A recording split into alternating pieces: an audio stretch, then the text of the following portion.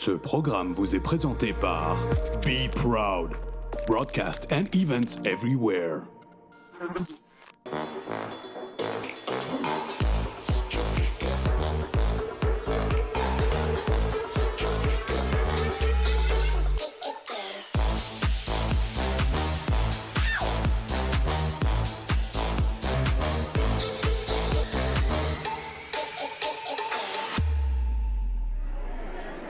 Salut à tous, bienvenue dans Midi aux IS. Ça y est, c'est la dernière puisque c'est jour de finale.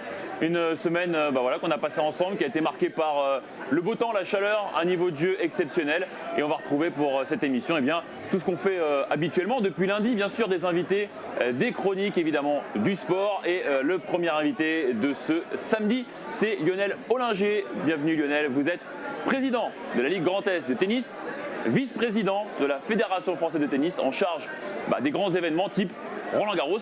Rien que ça, merci d'être avec nous. Merci, je suis ravi. Des grands événements aussi, comme les internationaux de Strasbourg.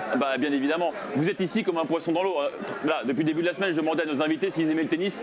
Je vous fais pas l'affront de vous poser la question, mais en tout cas, ça va être un plaisir de venir ici, quoi. Je venais depuis bien longtemps, bien avant d'être élu. Ça a été une inspiration pour moi. J'ai lancé un tournoi féminin à Metz qui m'a beaucoup inspiré, qui a été beaucoup inspiré des IS. Donc vraiment, j'aime ce tournoi viscéralement.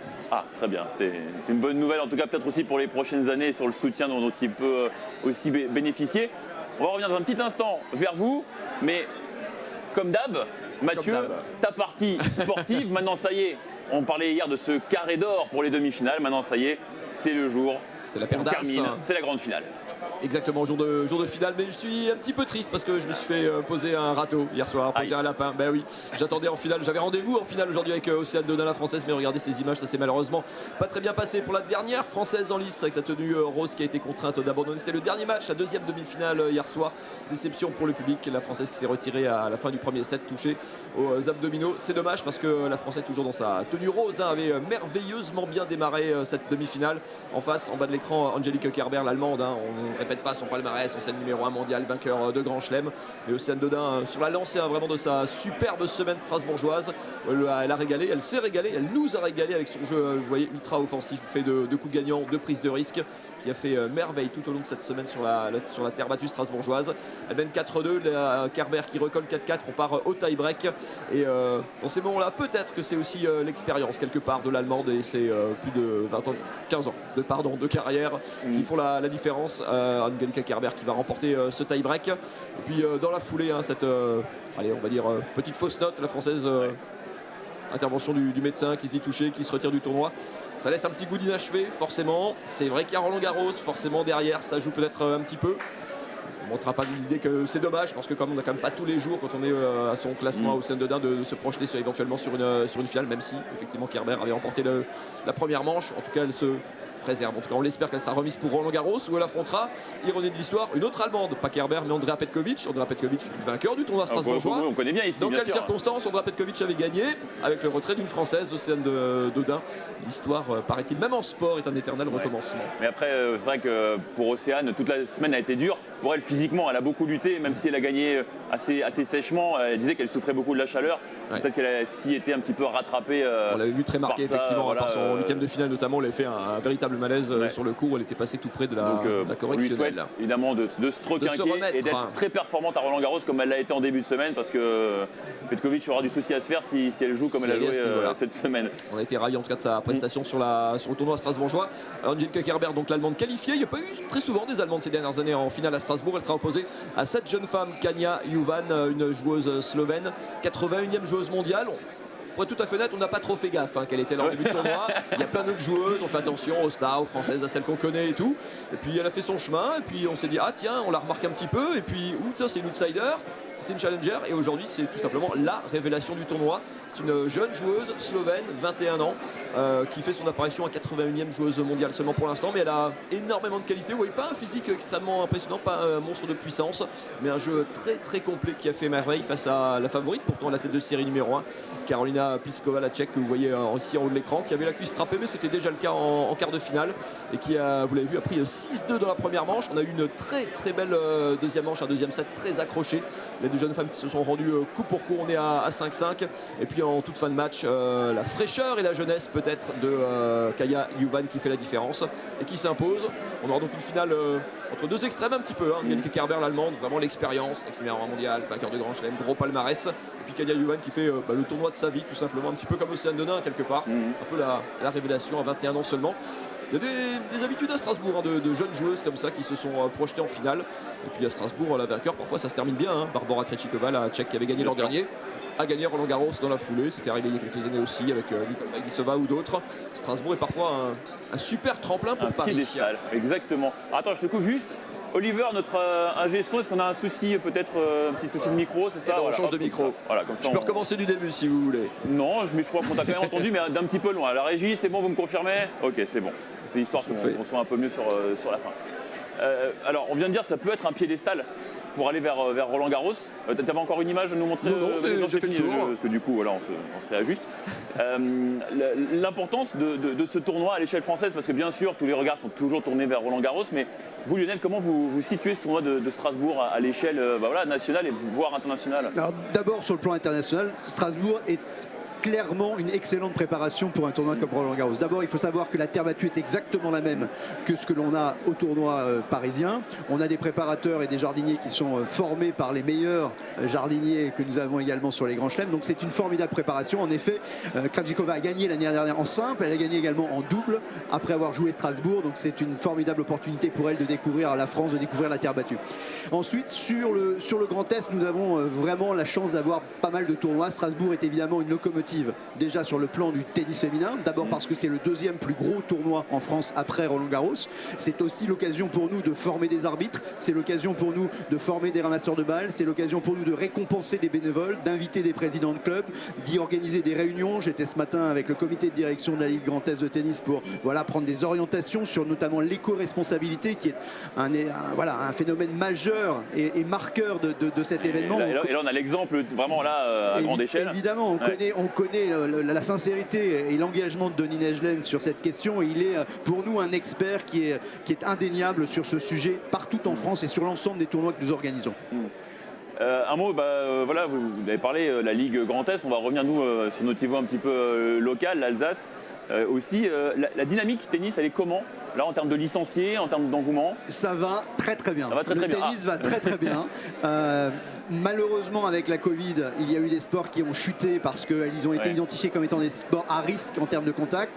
Nous, on pratique notre sport sur 700 mètres carrés avec 2 ou 4 joueurs. Et donc, beaucoup de jeunes, beaucoup de leurs parents aussi sont revenus au tennis. Et nous sommes aujourd'hui dans le Grand Est à plus de 18% de fréquentation dans nos clubs. C'est plus de 8% de croissance avant Covid. Ça veut dire qu'on a aujourd'hui doublé nos effectifs en termes de croissance avant les 2 années de pandémie. Donc c'est vraiment un très bon résultat. En France, on est en croissance de 13% de licenciés, ce qui est un très bon résultat également. Et il y avait un chiffre, on repasse la barre du million de licenciés, ou on va la repasser, ou c'est pas, je sais plus où on en est. C'est le scoop, ça. On y est presque. Ce sera le scoop. On ne sait pas si ce sera sur cette première semaine de Roland Garros ou sur la deuxième semaine. Mais on n'en est pas loin. On est vraiment tout proche de ça. C'est vraiment une terrible opportunité pour nous, effectivement, de redonner de l'allant. Et puis on veut jouer au tennis partout. On veut jouer au tennis avec tout le monde. Et demain matin à 11h, les Champs-Élysées vont être bloqués entre 11h et 17h avec des cours de tennis partout où les jeunes vont pouvoir jouer, où ils vont pouvoir effectivement faire la fête. On veut populariser ce sport à nouveau et faire en sorte que ça joue au tennis partout et pour tous. Il y a la dynamique paddle aussi, ce qui porte un petit peu. Vous les comptez avec? C'est une porte d'entrée vers le tennis? C'est des joueurs de tennis qui y vont? Comment ça se situe? Alors on a récupéré évidemment la gestion du paddle il y a peu de temps. C'est une dynamique très forte parce qu'on peut jouer facilement au paddle. C'est plus facile à jouer. C'est plus simple. C'est plus facile au départ. C'est une croissance incroyable évidemment en Italie maintenant. L'Espagne, c'est 4 millions de pratiquants en Espagne, donc c'est colossal. On va organiser le premier major de paddle dans le stade de Roland Garros la semaine du 14 juillet. Ça va être un événement mondial sur lequel nous allons évidemment beaucoup communiquer pour faire comprendre que le paddle, c'est aussi avec une raquette et c'est pas seulement avec une rame sur une planche dans l'eau. Je ne sais faire que celui-là perso, mais si je veux que millionième licencié, je vais peut-être y réfléchir. Et qu'on a vraiment une différence entre le paddle sur l'eau et le padel, à 2 contre 2 dans une cage avec beaucoup de spectacles à l'horizon. Alors on peut pas bloquer les Champs-Élysées tous les week-ends non plus. Là c'est parce que c'est Roland Garros, vous l'avez dit. Comment on fait à longueur d'année pour justement garder cette dynamique qui s'est installée au-delà de ces 15 jours, 3 semaines, enfin voilà le mois qui entoure Roland-Garros, pour vraiment garder cette dynamique tout au long de l'année? Qu'est-ce qui peut être fait? Déjà, tout part de nos clubs. On a 8000 clubs en France, nous avons près de 700 clubs dans le Grand Est et ça part évidemment de l'énergie de nos présidents de clubs. On a la chance d'avoir un tissu de bénévolat en France qui est incroyable. On peut pratiquer le sport et notre sport et le tennis dans des conditions et financières et d'équipement qui ont nul autre pareil, parce que on va en Angleterre, on va au Luxembourg, on va en Belgique, on paye beaucoup plus cher pour ce sport. Donc c'est l'énergie de ces clubs-là qui fait qu'on parle du tennis, qu'on y crée des événements et on a sur le territoire Grand Est beaucoup d'événements. Moi je crois beaucoup au tennis de haut niveau qui va servir le tennis de masse.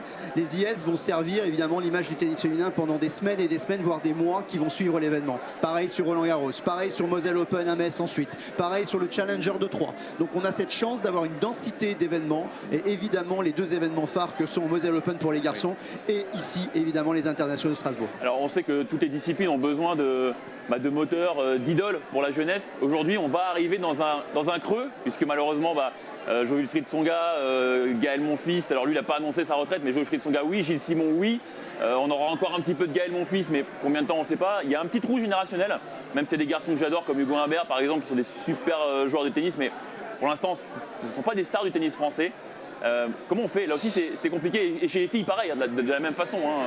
Indéniablement il y a une période qui est une période plus difficile, mais on n'a pas suffisamment apprécié la période incroyable que nous avions avec nos champions, où on avait effectivement des gars qui gagnaient quasiment tous les mois des tournois. On a un Joe qui a fait la plus belle carrière tennistique qui soit, avec celle de Yannick bien sûr et puis d'autres, mais voilà, on a déjà eu une puissance incroyable. On a toujours une puissance très importante puisque nous avons le nombre de joueurs et de joueuses à l'ATP et à la WTA le plus important de tous les pays dans le monde. Alors ce qui est problématique, c'est qu'ils ne vont pas au-delà de parfois la 50e place mondiale, la 40e, la 20e. C'est cette espèce d'exigence-là qu'il faut absolument pousser. Là, c'est plutôt un projet personnel, c'est moins le job de la fédération que d'accompagner ces projets-là. Nous, on doit les amener dans le top 100. Mais voilà, on va avoir sûrement une période en effet plus délicate. On craint évidemment sur Roland-Garros qu'il y ait des défaites précoces. Mais je crois que voilà, avec ce qui a été remis en place et la formation à la française et quand même l'élargissement de la pyramide en bas, ce qui fait qu'on va prendre beaucoup plus de jeunes garçons et de jeunes filles dans les formations, qu'on puisse ramener maintenant effectivement au niveau mondial. Voilà, il faudrait être un petit peu patient probablement. C'est vrai que plus la base est large, plus on a une chance d'avoir la pépite qui ressort à un moment donné. Absolument. Merci beaucoup Lionel Ollinger d'avoir été avec nous pour ces éclaircissements. Voilà, on va continuer à parler tennis tout au long de l'année. D'ailleurs, la chronique 7 sur 7 à découvrir également pour vous qui parle de tennis de manière un petit peu décalée. Je vous ferai découvrir ça tout à l'heure. Vous verrez, vous allez adorer. Nous, on va, oui. Avec grand plaisir. Non, mais je suis impatient. Vous me laisserez une carte. On va continuer avec notre rubrique éco-responsable. Alors cette fois, on a fait un petit peu différemment. On vous a parlé des voitures qui amènent les joueuses, les véhicules électriques pour la plupart. Bien, figurez-vous que l'Espace H nous a amené quand même un sacré modèle, la BMW iX. Voiture exceptionnelle, et on a pu monter dedans. C'est Marine qui a eu cette chance, mais enlevez-moi ces mouches et on regarde ça tout de suite.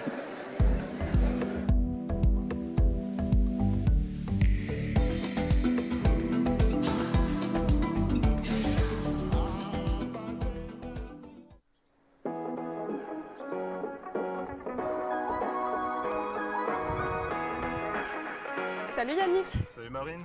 Hello tout le monde, aujourd'hui on est avec Yannick de l'Espace H qui nous a confié ce magnifique bolide. C'est quel modèle celui-ci? Alors là on est dans le nouveau modèle BMW iX. Ok, et ben ils nous ont invités pour aller faire un tour, on y va maintenant.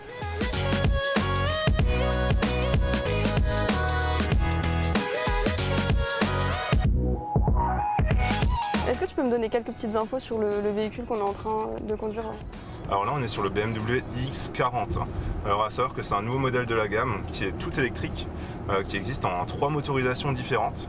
Donc là on se trouve dans le 40 qui a une autonomie de 430 km. D'accord. Et justement en fonction de la motorisation on peut aller jusqu'à 630 km.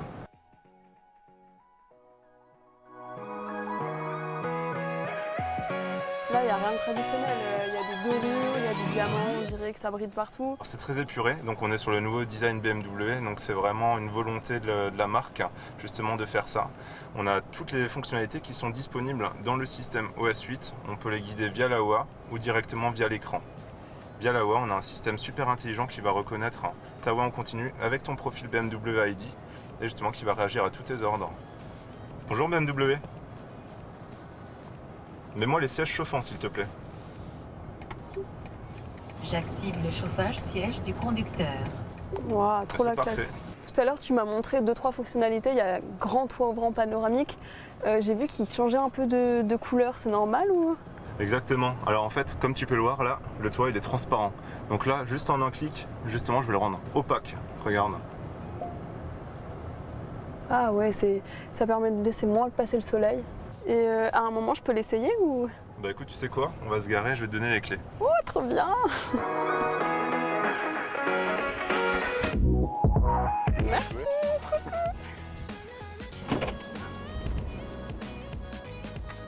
Waouh! Bon, vu que maintenant on a pris les rênes de la voiture, on va mettre top musique. Alors, je recherche dessus. Hop! Bon bah, let's go! On va mettre un peu plus fort. What? T'as fait comment pour faire ça? Juste avec le mouvement, ouais. Ça, c'est classe! Ça, c'est super classe! Allez, let's go!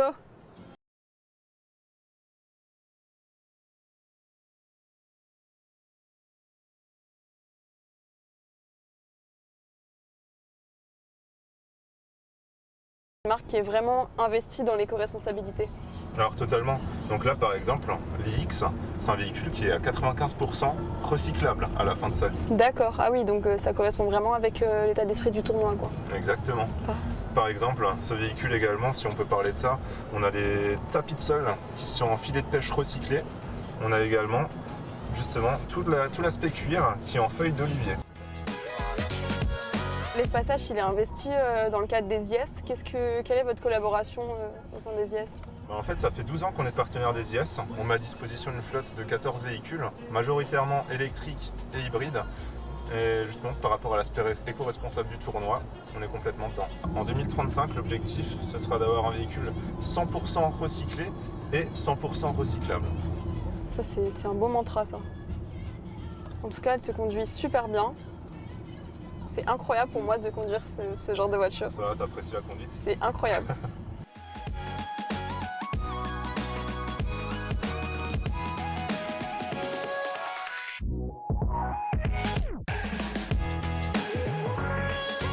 Alors pour conclure cette petite entremède dans ce bolide, alors je me suis amusée, c'était trop cool, j'ai pu conduire. Yannick il m'a laissé conduire, c'était trop cool. J'ai pas fait d'excès de vitesse donc tout s'est bien passé. On en a appris davantage sur ce magnifique bolide qui s'appelle déjà le X. Le BMW iX. iX, voilà. C'est ça. Et on se retrouve demain pour une rubrique éco-responsabilité.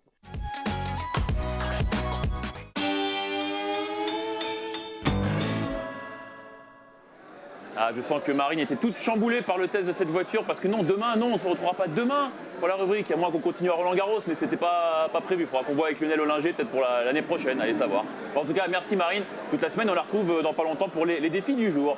Nouvelle invitée qui nous rejoint, Jeanne Barséguian. Bonjour. La maire de Strasbourg. Merci d'être avec nous et de participer à cette émission également. Alors, maire écologiste, tournoi éco-responsable, zéro carbone, enfin en tout cas carbone compensé. Bon, déjà là, rien que là, déjà je pense que c'est quelque chose qui vous parle. Oui, très heureuse d'être là pour cette édition des IS. C'est évidemment un événement emblématique sportif à Strasbourg et bien au-delà. Et vous avez raison, c'est un événement qui coche beaucoup de cases, pour pas dire toutes les cases de l'éco-responsabilité et qui chaque année cherche à augmenter ses performances environnementales. Donc ça en fait aussi un exemple qui peut inspirer beaucoup d'autres organisateurs de manifestations sportives. C'est des échanges que vous avez aussi avec l'organisation ici, avec la mairie, pour voir ce qu'on peut faire de plus, comment on peut aller, par exemple cette année, est-ce qu'il y a des choses qui ont été poussées un peu plus?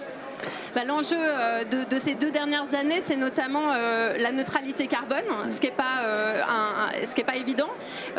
Les IS innovent depuis des années sur la question des déchets, la question de la mobilité, des produits qui sont utilisés, des revêtements, de l'éclairage, de l'utilisation d'énergie. Mais d'aller vers cette ambition de neutralité carbone, c'est un pas supplémentaire qui demande aussi, et ils le font, d'investir notamment dans de la compensation avec de la plantation d'arbres dans des forêts. Oui, c'est vrai, forêt de Mollkirch pour le coup. Est-ce qu'un événement comme celui-ci justement peut montrer l'exemple à des plus petits qui se disent bah ouais mais bon on peut pas trop, on n'a pas trop les moyens, alors qu'en fait c'est peut-être juste du bon sens parfois et ça demande pas forcément de moyens supplémentaires? Bien sûr, parce que les IS c'est une grosse machine et donc certes il y a des moyens supplémentaires, mais il y a aussi j'allais dire un impact environnemental qui est très conséquent. Vous voyez le monde qu'il peut y avoir, vous voyez les infrastructures qui durent sur plusieurs jours, donc évidemment montrer que c'est possible à l'échelle d'un grand événement comme celui-là, c'est évidemment encourager y compris les plus petits clubs à s'engager dans des démarches d'éco-responsabilité, et bien sûr la ville de Strasbourg, l'Eurométropole, on les accompagne avec nos partenaires pour aller dans ce sens. D'ailleurs Lionel Ollinger qui est le président de la Ligue Grand Est qui était à votre place il y a quelques minutes disait que justement c'était très inspirant aussi et qu'ils allaient voir ce qu'ils pouvaient faire au niveau des clubs pour aussi embrayer un petit peu, voilà, que ce soit le tri des déchets, des choses toutes simples parfois, mais qu'il faut juste quelqu'un qui s'y mette en fait. Vous savez, le sport permet de faire passer beaucoup de messages sociétaux. C'est un vecteur hyper fédérateur évidemment de lien social, d'inclusion, d'intégration, des choses sur lesquelles on travaille aussi avec les IS. Et en matière notamment d'engagement environnemental, on peut faire passer énormément de messages. Et vu le monde qu'il y a et le nombre de partenaires, je suis sûre que l'exemple sera suivi.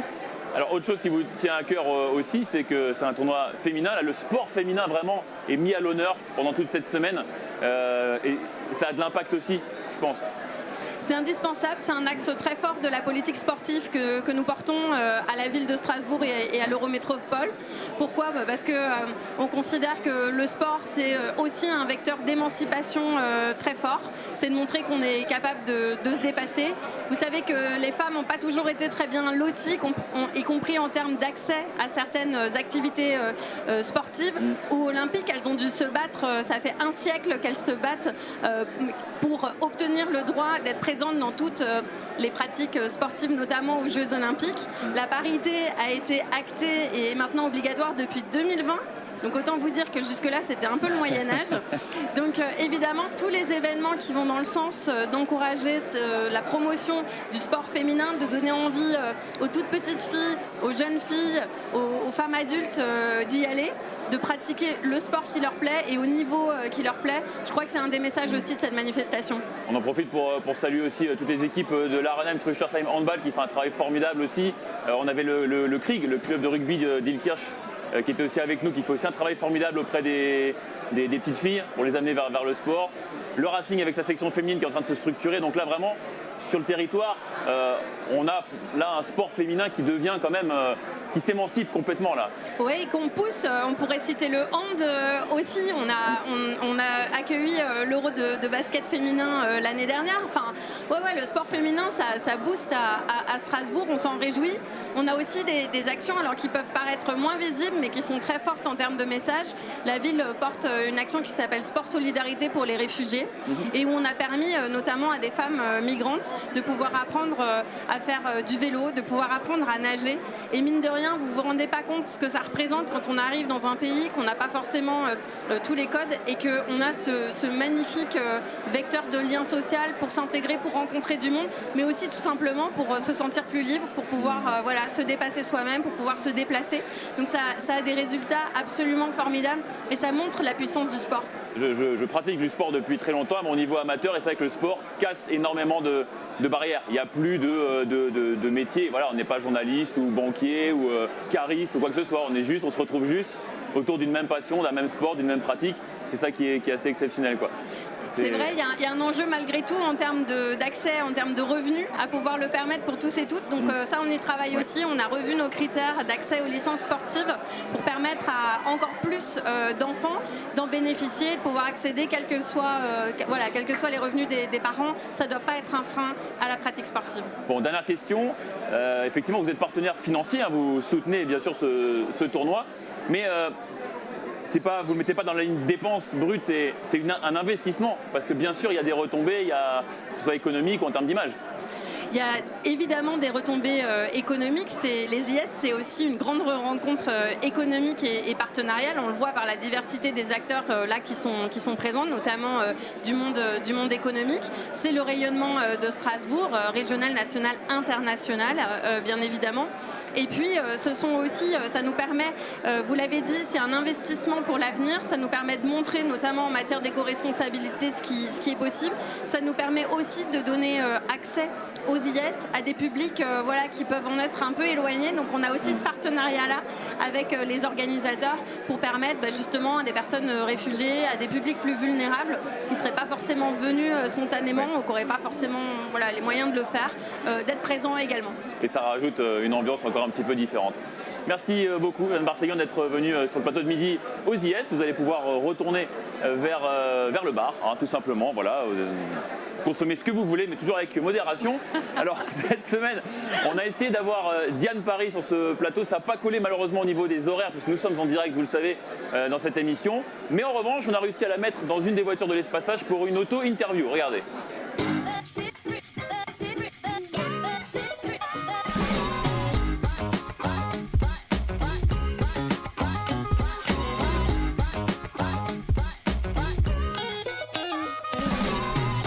Hello, tu t'appelles comment et tu fais quoi dans la vie? Alors je m'appelle Diane Paris et comme vous pouvez le deviner, je suis joueuse de tennis professionnelle. J'ai commencé à l'âge de 5 ans et je compte pas changer tout de suite en tout cas. Qu'est-ce qui te plaît aux IS? Alors à peu près tout. Déjà Strasbourg c'est une ville que j'apprécie vraiment beaucoup. Et puis déjà le fait d'être en France aussi ça compte beaucoup. Et ensuite, le tournoi est super bien organisé. En plus, cette semaine, il y a vraiment un temps magnifique. Donc je dirais que c'est une semaine parfaite. As-tu déjà visité Strasbourg? J'ai vu en tout cas une petite partie de Strasbourg, la cathédrale. Et comme je l'ai dit, c'est vraiment une ville que j'aime beaucoup et que je trouve vraiment jolie. C'est quoi ta spécialité alsacienne préférée? Je dirais que la flamencuche, j'aime beaucoup. Avec qui rêverais-tu de faire un double? Alors si ça avait été en mix, je vais te dire Roger Federer. Et si ça avait été avec une fille, entre Hénin, Barty et Mauresmo, les trois, vraiment ça aurait été un rêve de jouer avec elle. Donc je pense que je serais pas trop capable de choisir. Question tac au tac. Je dirais quand même Insta, mais j'ai l'impression que je passe quand même beaucoup plus de temps sur TikTok maintenant, donc peut-être TikTok aujourd'hui. Je dirais Fiesta. Basket. Sans hésiter. Alors là c'est très compliqué parce que terre battue j'aime beaucoup et c'est aussi Roland et en même temps gazon c'est vraiment une surface assez incroyable. Qu'est-ce que tu aimes le plus dans le tennis? Déjà le fait de voyager partout dans le monde et mais la compétition, l'adrénaline qu'on peut avoir pendant les matchs. Ta plus belle victoire? Je dirais que c'est le WTA 125 que j'ai gagné en fin d'année dernière à Montevideo pour l'instant. Quel est ton meilleur classement? Alors mon meilleur classement c'est actuellement, je crois que c'est 96e mondial si je ne me trompe pas. Oh là, ton service le plus rapide? Je pense que ça a été à plus de 180, peut-être 183 ou quelque chose comme ça. Peux-tu nous faire ta plus belle grimace? Je faisais ça quand j'étais petite, j'ai arrêté je crois. Je sais pas ce que ça donne, il y a le rétroviseur, je me suis même pas regardée. Ça devait pas être une vraie grimace, mais bon en tout cas je m'entraînerai pour la prochaine fois. Cette auto-interview vous a été présentée par l'Espace H. Merci à vous. Coupez bien, faites un bon montage. L'intervention la plus rapide du monde, tout de suite le défi du jour. Hello tout le monde, aujourd'hui pour le défi du jour, on est avec Philippe et Mathilde. L'objectif, ça va être de faire le maximum d'échanges en défi volé. Voilà, chacun une raquette, la balle pour Philippe. Mathilde, hop.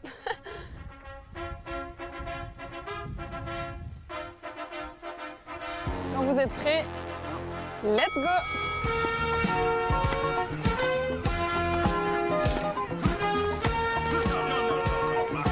Oh là là, le coup de traître, Philippe.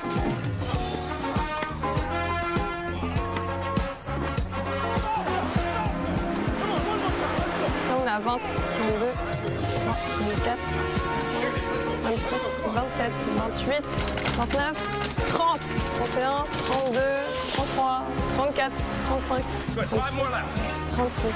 Vous avez battu votre record de tout à l'heure. Bon, et bien super. Alors du coup, comme vous étiez ensemble et qu'on est fair play, un petit goodies pour chacun. Vous retrouvez les goodies de la radio et il y a tout le kit essentiel pour l'été. Voilà. Super, merci beaucoup. À plus tard.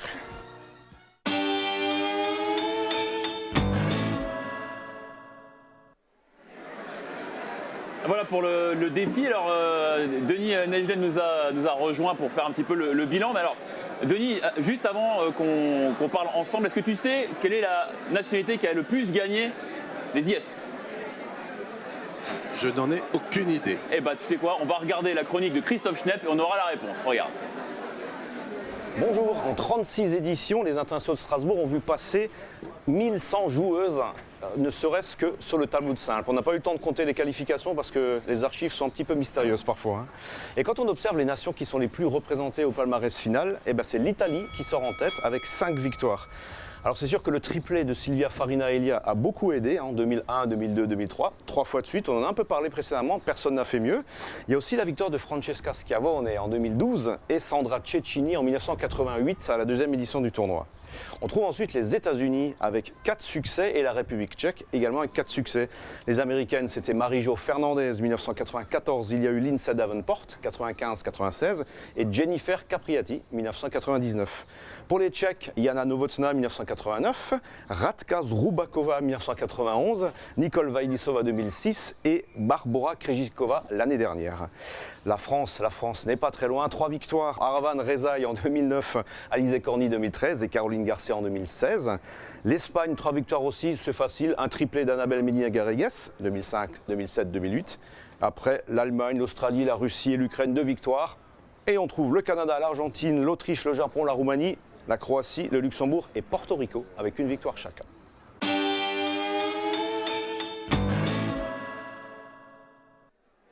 Voilà, Denis, l'Italie. Alors, je suis surpris par cette petite chronique là, de Christophe. Oui, intéressant. Christophe Schnepp maintenant est le roi des statistiques, oui. Donc ça ne m'étonne pas qu'il ait apporté cette touche-là, c'est bien. J'espère que la statistique risque de changer un peu après ce soir, puisqu'on a une Slovène contre une Allemande et que ça fera bouger un peu les lignes. C'est ça, il faut se remettre à jour tous les ans pour Christophe. Bon, l'heure du bilan, même s'il y a encore une finale à jouer bien évidemment cet après-midi, avec un petit suspense, hein, parce qu'une joueuse comme ça qui arrive un petit peu de nulle part, qu'on a envie de voir, qu'on découvre, et puis une joueuse beaucoup plus confirmée. Déjà, un petit mot sur cette finale, c'est un peu les deux extrêmes. Ça peut donner vraiment un match très intéressant. Je pense que ça fera un très bon match parce qu'on a une joueuse d'une nouvelle génération, pas très connue, mais c'est le propre du tennis féminin aujourd'hui. On l'a vu l'année dernière avec la victoire de Krejcikova, qu'on connaissait très peu avant le tournoi. Donc Juban, c'est un peu la révélation du tournoi.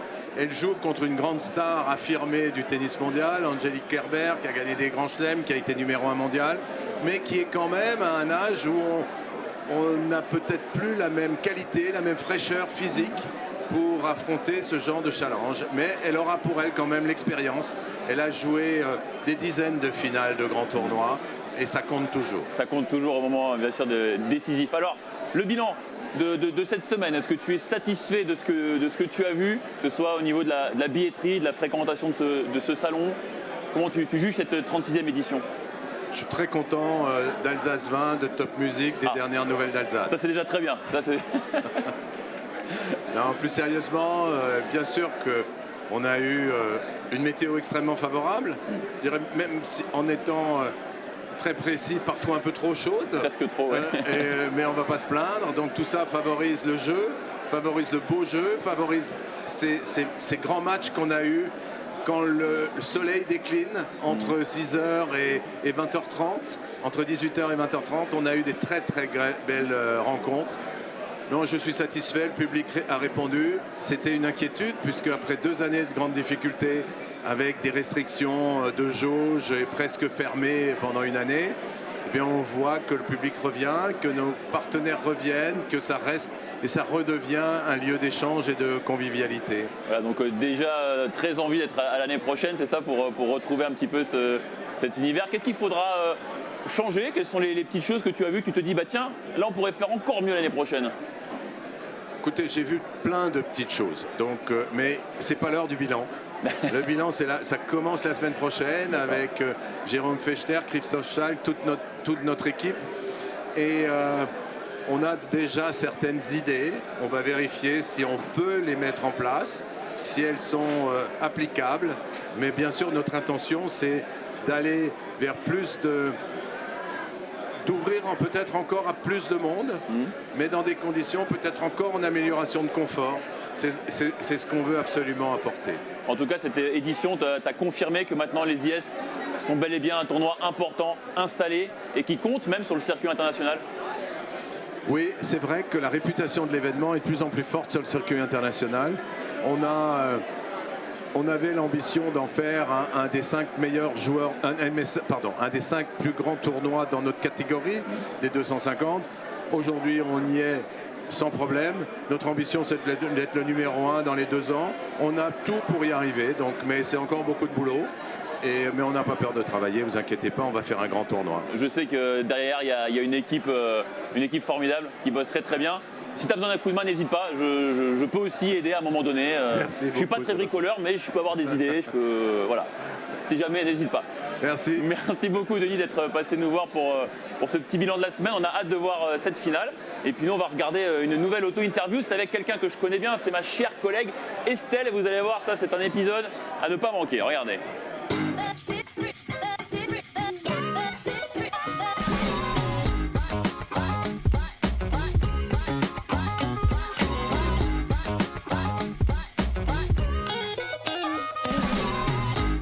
Tu t'appelles comment et tu fais quoi dans la vie? Alors je m'appelle Estelle Burkel, je travaille à Top Music, je suis animatrice de la matinale, journaliste aussi. Ton meilleur souvenir aux IS? Eh ben les IS pour moi ça représente beaucoup parce que en tant que journaliste, je suis arrivée à Top Music, j'étais apprentie. Et on m'a direct envoyée aux IS. On m'a dit tu vas couvrir les IS pendant 1 semaine. Et c'était un grand plaisir dans ma vie de jeune journaliste. Tu sais dans quelle voiture tu es installée, tu aimes? Alors, je ne connaissais absolument pas cette voiture. Je la trouve merveilleuse. J'aimerais trop pouvoir la conduire, sauf que là, on est face à un terrain de tennis. Donc si je la conduis, non, ça marche pas vraiment. Question tac au tac. Je dirais work hard.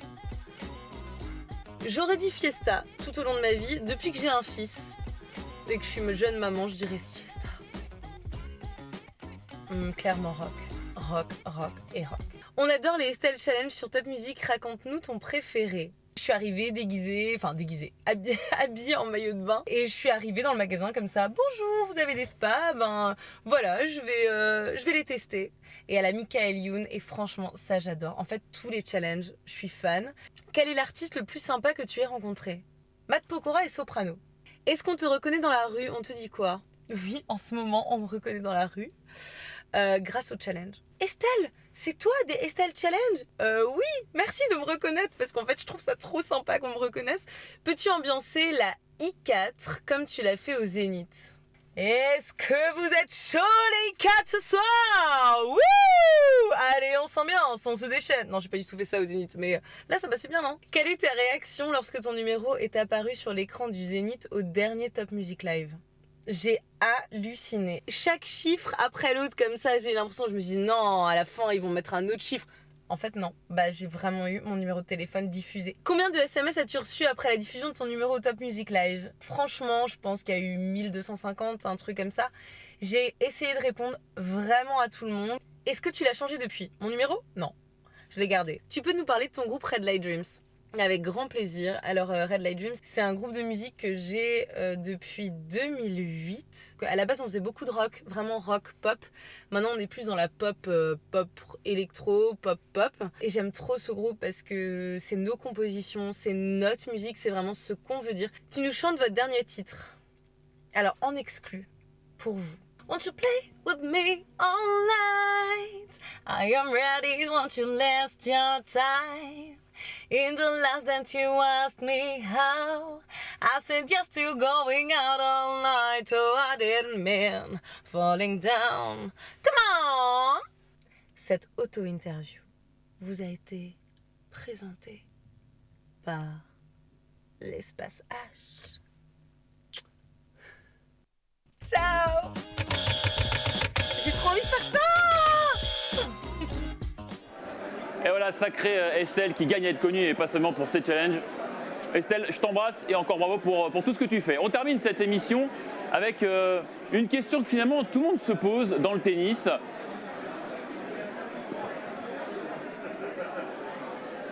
Les balles de tennis, pourquoi elles sont jaunes? Tu sais, je crois que j'ai enfin trouvé le moyen de faire fortune dans le tennis. Ah, enfin. Ouais. J'ai inventé la balle transparente. Tu te fous de moi, il n'y a rien du tout là. Tu mets tes doigts là, y a rien là. Quoi? Il n'y a rien du tout? Ah non. Tiens.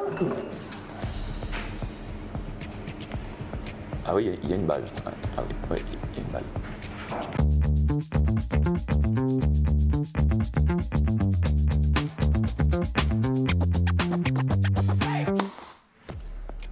Non, et puis je travaille sur différents modèles. Par exemple, je travaille sur une balle Wimbledon, elle sera verte.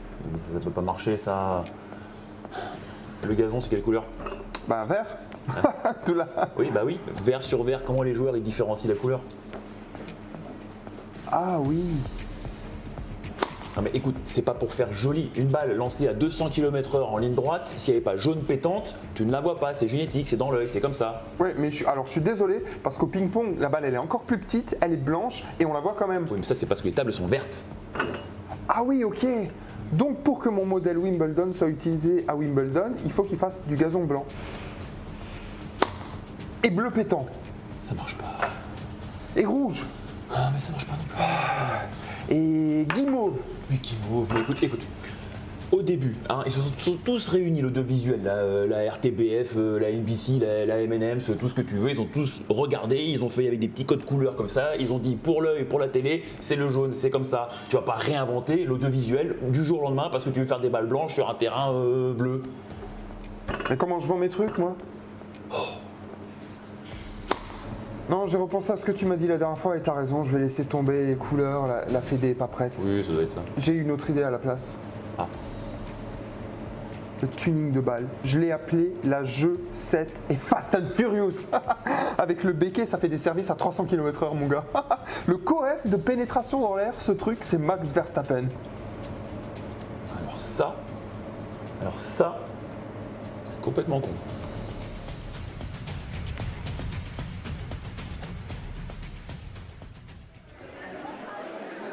Voilà, la balle avec béquet, peut-être l'avenir du tennis, allez savoir.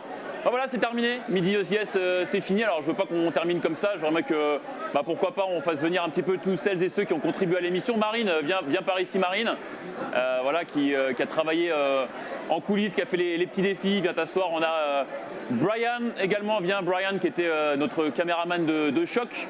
Voilà, qui a fait tous les tournages, les petites émissions avec Marine. Voilà, bravo.